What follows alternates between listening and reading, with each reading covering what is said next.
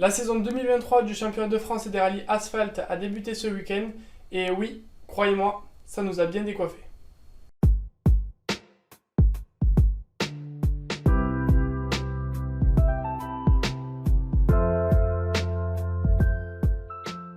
Bienvenue à tous dans un nouveau format que je vais lancer sur la chaîne, le Speed 5. En bref, le Speed 5, c'est 5 réactions sur la course du championnat de France qui aura eu le week-end. Et en l'occurrence, dans cette vidéo, on va parler du rallye du Touquet.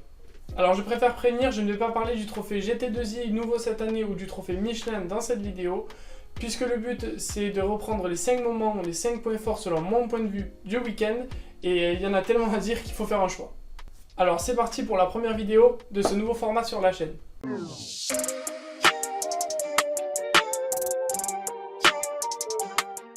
Le Touquet, est-ce que c'est la plage ou l'enfer du Nord? Cette première réaction va revenir sur la météo de ce week-end. Il y a juste à regarder mes cheveux, c'est le bordel. Dès les premières spéciales, le vendredi, beaucoup de pilotes se sont plaints que le rallye ressemblait à une patinoire et ça a duré cela tout le week-end. Des têtes à queue ou des virages ratés, il y en a eu dans tous les sens, mais ce qui est sûr, c'est que le rallye du Touquet permet l'erreur, puisque pas mal de pilotes ont visité des champs ou des fossés, mais ont quand même rallié l'arrivée le dimanche. Malgré tout, le rallye, c'est aussi ça, on ne peut le reprocher à personne à part à la météo, il faut faire avec, et c'est aussi un jeu d'enfant pour d'autres. Je pense que les petites propulsions telles des Porsche ou des Alpines ont dû se régaler les premiers jours, mais alors le dimanche, je pense qu'ils avaient qu'une envie, c'était d'arrêter. Sur plus de 160 partants, seulement 115 atteindront l'arrivée dimanche, et c'est pas sans mal.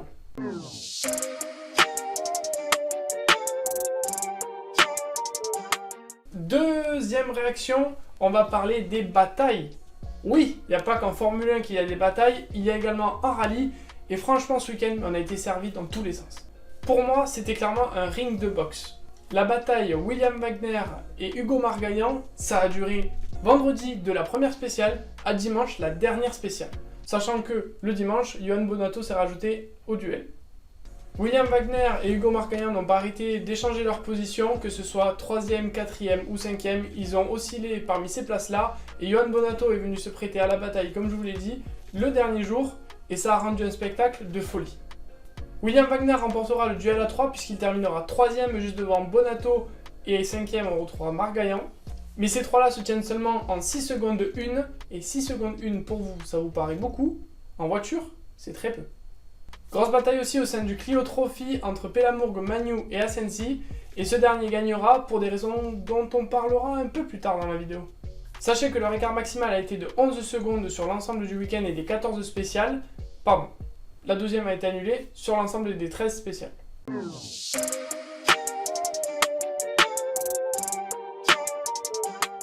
La troisième réaction concerne les formules de promotion. Vous n'êtes pas sans savoir pour les connaisseurs que le championnat de France junior a permis de révéler de nombreux talents, qui s'est transformé aujourd'hui en championnat de France Clio Trophy ou en Stellantis Rally Cup. Hugo Margaillan, lauréat de la Stellantis Rally Cup en 2021, a piloté une C3 Rally 2 en 2022 et a fait ses preuves puisqu'il terminera 5e du championnat, mais ça on en a parlé dans la précédente vidéo. Au Touquet, c'est Léo Rossel qui pilotait aussi une C3 Rally 2 puisqu'il a été lauréat l'année dernière de la Stellantis Rally Cup. Il n'a pas décroché le top 10 sur l'ensemble du week-end et a même signé un temps scratch dans la 13e spéciale alors que sa voiture avait pris feu dans la 2e spéciale. Oui, elle a pris feu, mais pareil, on en parlera un peu plus tard. Il finira 6e pour sa première fois en championnat de France des rallyes à bord d'une R5 et je suis sûr qu'on pourra le retrouver au minimum dans un top 5 sur l'ensemble de la saison, au mieux sur un podium. Je suis prêt à miser qu'il fera un podium au rallye des Cévennes puisque ça sera en quelque sorte chez lui étant donné qu'il est du Gard. Je me rappelle aussi d'un Adrien Formeau, d'un Sébastien Ogier ou encore d'un Johan Rossel et on peut aussi dire maintenant Florent Todeschini qui sortent de ces formules de promotion et aujourd'hui sont de grands pilotes, voire même des pilotes WRC. Je pense donc que les formules de promotion n'ont plus à faire leurs preuves et ça s'est bien vu ce week-end avec Léo Rossel.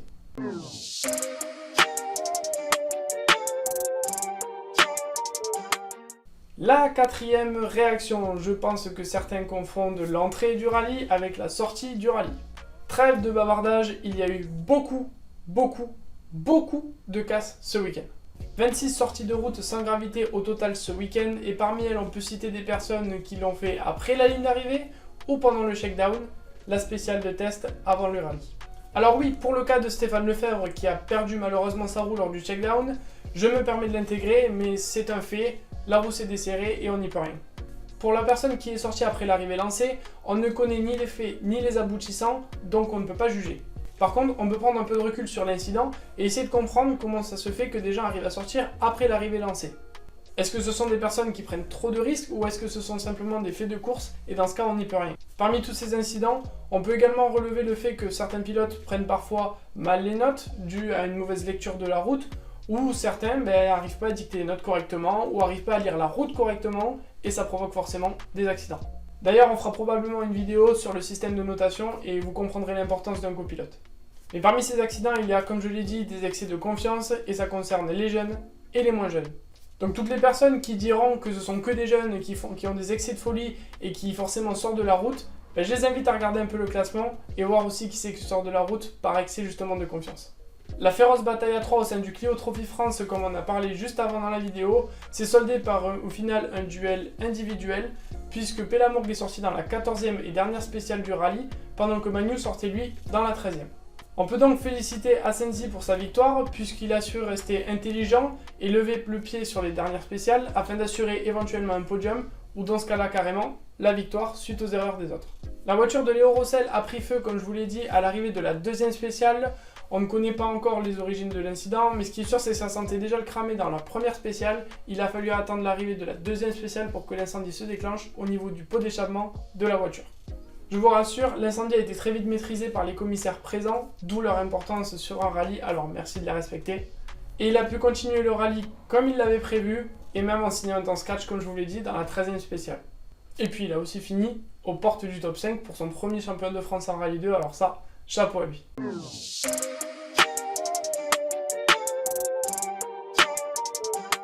Cinquième et dernière réaction, quand le chat n'est pas là, les souris dansent. Nicolas Siamin réalise la passe de 3 avec le rallye du Touquet.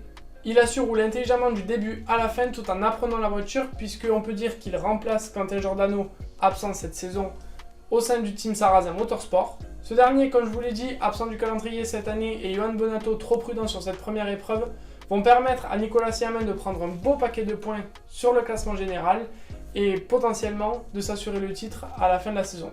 Pourquoi je dis ça? Parce qu'il faut savoir qu'un championnat parfois se joue à un seul et unique point. Johan Bonato cependant a réussi à s'assurer une 4e place, ce qui n'est pas sans mal, et a pu prendre également de précieux points, alors que l'année dernière, je vous le rappelle, il a abandonné pour sortie de route. Il a appris de ses erreurs de l'année dernière, malgré sa grande expérience, la preuve qu'il reste encore beaucoup à apprendre, et préfère assurer de précieux points plutôt que de prendre des risques pour gagner et se sortir de la route au final et perdre le titre à la fin de la saison. Thomas Chauffret a lui prouvé son talent ce week-end, puisque non seulement il vient d'être champion de la finale des Coupes de France au mois de février, mais il termine également deuxième du rallye, 45 secondes derrière Nicolas Siamin et une quinzaine de secondes devant William Wagner. Ce dernier offre le doublé au team Sarrazin Motorsport et revient au devant de la scène, puisque je l'ai trouvé un peu absent ces dernières années, alors qu'il mérite amplement d'être dans les 3 premiers. Johan Bonato se contentera donc de la 4e place comme je vous l'ai dit, dû à un mauvais choix de pneus notamment le premier jour qui lui fait perdre de précieuses secondes. Cela reste mieux que son abandon de l'année dernière et ces précieux points vont lui être utiles puisque l'année dernière il avait abandonné suite à une sortie de route et il sait très bien que le classement ça se joue à de précieux points. Hugo Marguerin a fait ses preuves en 2022 et revient à l'attaque en 2023 puisqu'il terminera 5e en s'étant battu tout le long du rallye avec des cadors et même en signant un temps scratch.